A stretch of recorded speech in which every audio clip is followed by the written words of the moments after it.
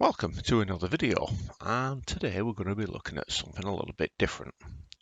We've all seen the Russian convoy in the Ukraine, and there are plenty of opinions and DCS videos on how we can decimate them with one load of cluster bombs and pilots itching to have a go.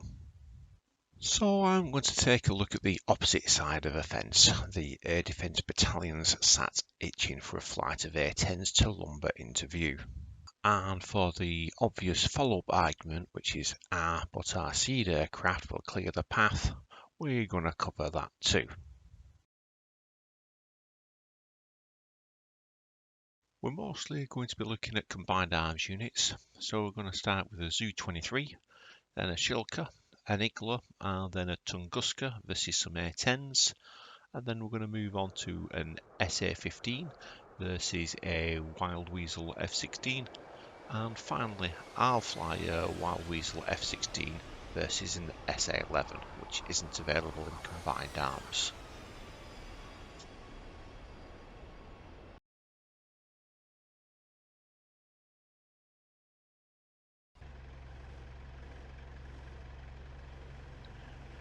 Here we are with the ZU23, and there is our huge column of trucks which I'm having to defend.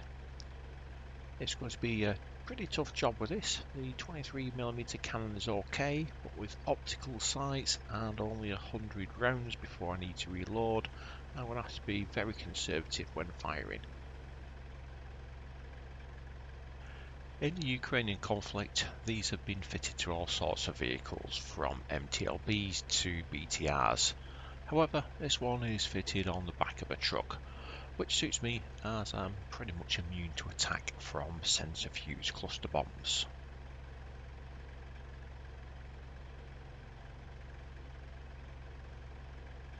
And here are a pair of A-10s lumbering in.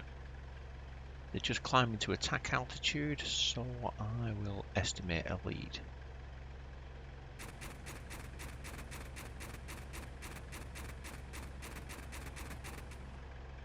Good hits, but it looks like he'll make it back home. Well, the main thing is that he's had to abort his attack. Quickly reload and then try and give this one everything.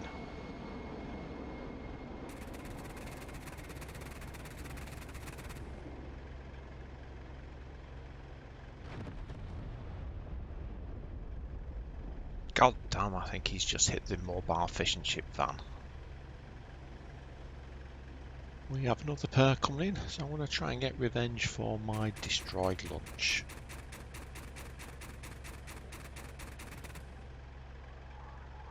Straight through the wing.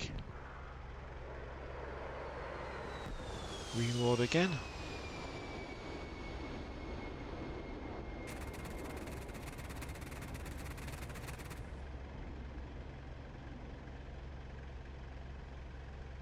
Now that was a fluke. I've practiced this about 10 times and that's the first time I've hit anything flying away from me.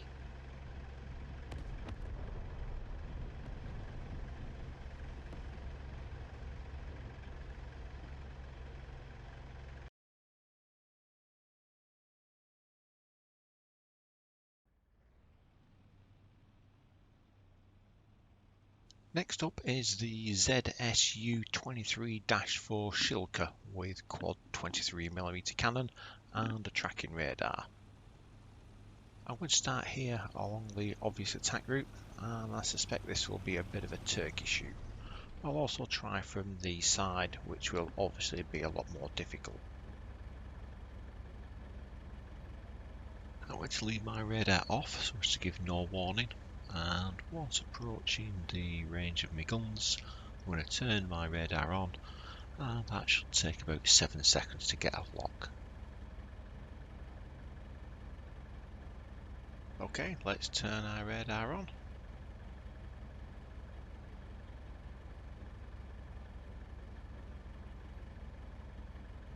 There's the lock. The Shilka has 2,000 rounds of ammunition with no need to reload, so I can really lay on some heavy fire. Oh, we've got a hit. Let's see if we can get a lock on the next one. Okay, no need, we've got him as well. Let's see if we can get a third.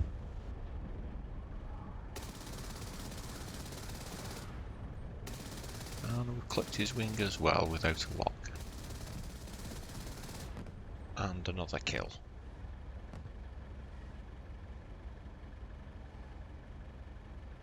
So that was pretty conclusive. 3 out of 4. Let's see if we can match that from the side.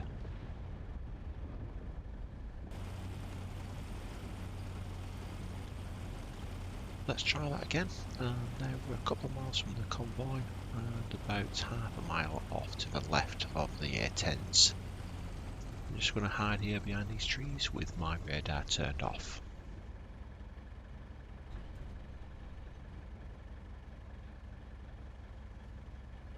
Okay, there they are. They look about 2 or 3 miles away, so we're still a little bit out of range.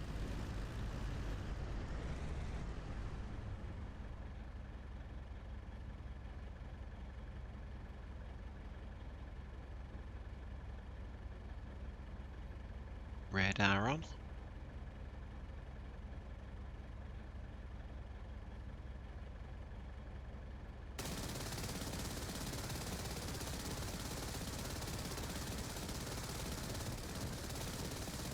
Two kills. Let's see if we can sneak a third. Good kill. And we might even get all 4.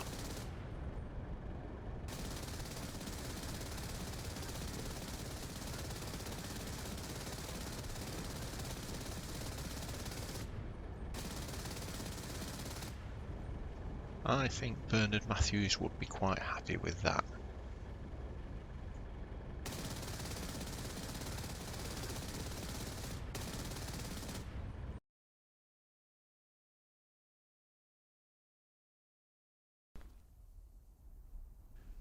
Next up is the Igla, and I'm going to call on the support of my mate Igor here, as I only have 3 missiles and it does take a while to reload. Obviously we don't have radar, but Natalia's been on the radio telling us to watch out for inbound attack aircraft. But to be honest, we can carry on chatting and just listen out for any aircraft approaching. And speaking of the devil, I think I can hear something now. A front aspect shot's unlikely to hit, but let's give it a go.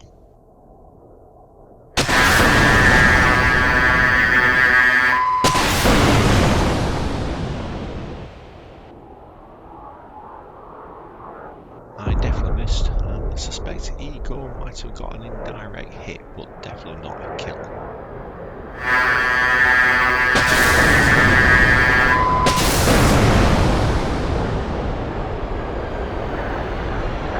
That was definitely a good kill for me, but I don't know how Igor did.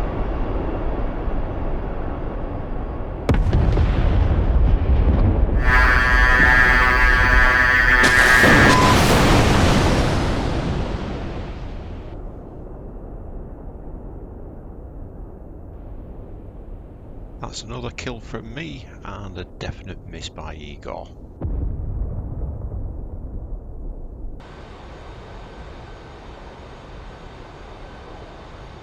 Let's just take another look at that first salvo.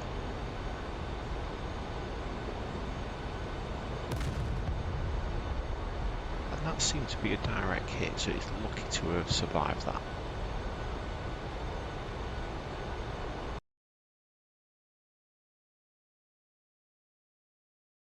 Next up is my personal favourite, the Tunguska, which is armed with twin 30mm cannon and 8 SAC-LOS missiles, which use command guidance. It's got a search radar, but it's not used for tracking, and I'm going to leave that off entirely for now. I'm just going to park myself at the edge of a forest here, so hopefully I won't be an easy target.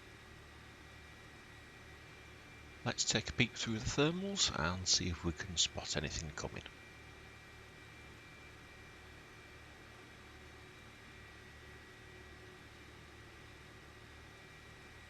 There's one A10. And there's 3 more. I suspect these are going to be lambs to the slaughter.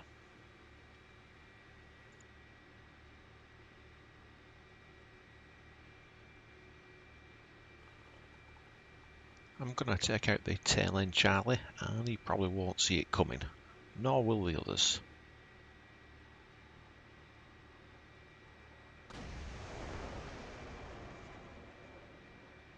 Ouch, straight in the face.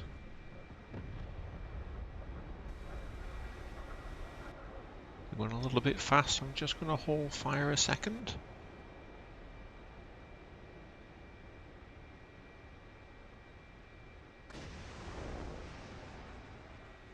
And he's gone for a Burton as well.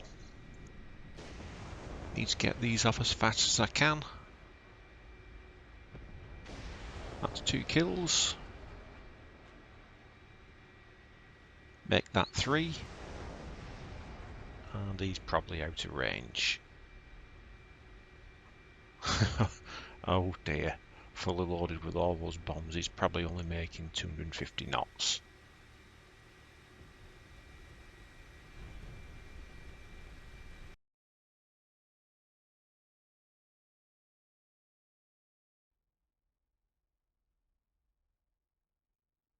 Up next is the SA15, and this time we're going to make sure that no harms come to our other SAM sites. Get it? Harms? Okay, sorry, no more shit jokes. In this first part, we're going to hide in this small little copse with our radar off and ambush a Viper which is en route, armed with some anti-radiation missiles and the harm targeting system. Then we'll try it again and give him something to fire at.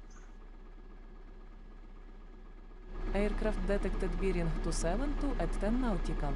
Very low level. There's Tatiana again at the EWR station, letting me know that there's some bad guys en route, so I'll leave my radar off and see if we can spot him visually using her BRA.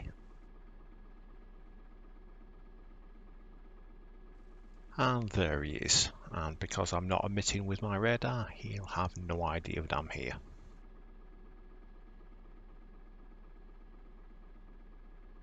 Gonna let him come closer so he's got 0 chance of escape.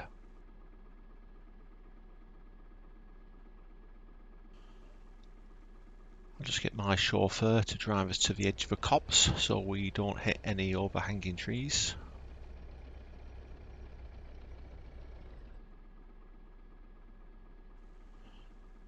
Once we turn on our radar, it should take about 7 seconds to get a lock. Radar on.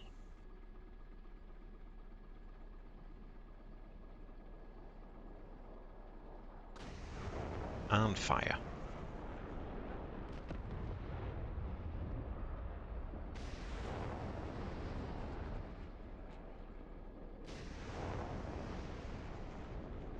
That was far too easy.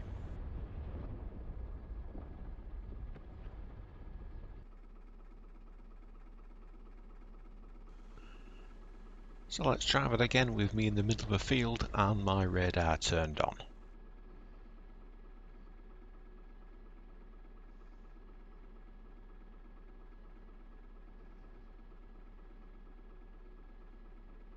And he's detected me already, and he's launched a missile, as you can see by the smoke trail here.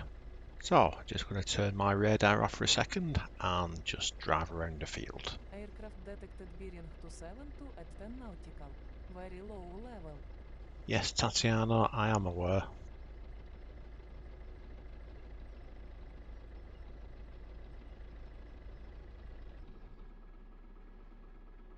Just pop my radar back on a second.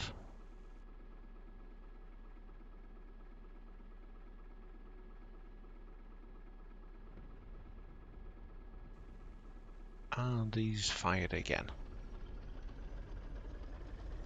So we'll go silent again and relocate.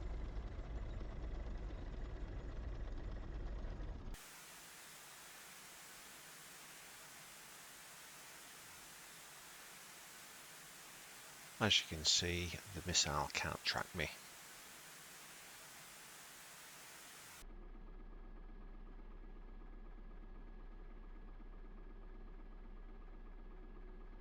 Radar on. And immediately he's taking evasive action. Missile away. And a miss. Missile 2. And another miss. Missile 3. And good kill.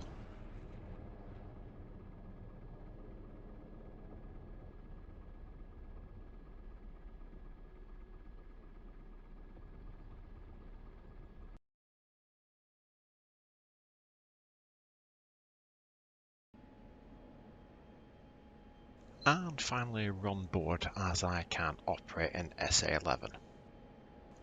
What we're facing is an SA11 battery with its search radar and 2 Fire Dome launch and tracking vehicles which are several miles from the search radar. These are all silent and will come online once directed by the EWR station which is already tracking us. So in real life a pilot would have no knowledge about their existence. Additionally, there's an SA15 which is also silent. This would give very low level cover in the event that I managed to get under the SA11.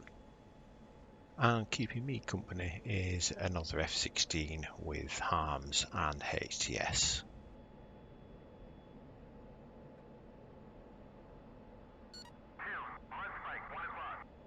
Okay, there's the SA11 search radar come online, so I'm going to engage that immediately. And on the HTS you can see that its range is dangerously close.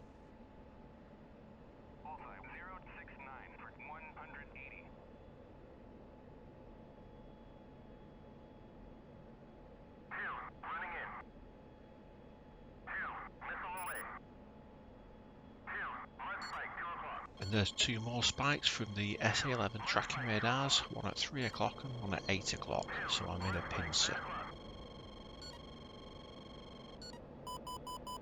So that's one missile inbound, but I can't see where it is yet.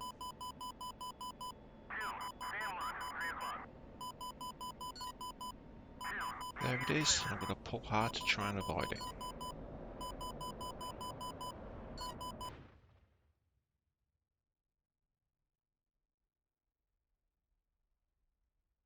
And my wingman's been killed as well.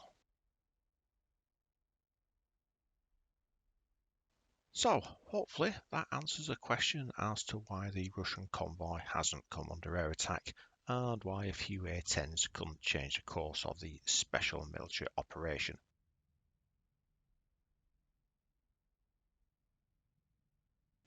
So once again, thanks for watching. If you like this video, please do hit like and subscribe and feel free to make any comments.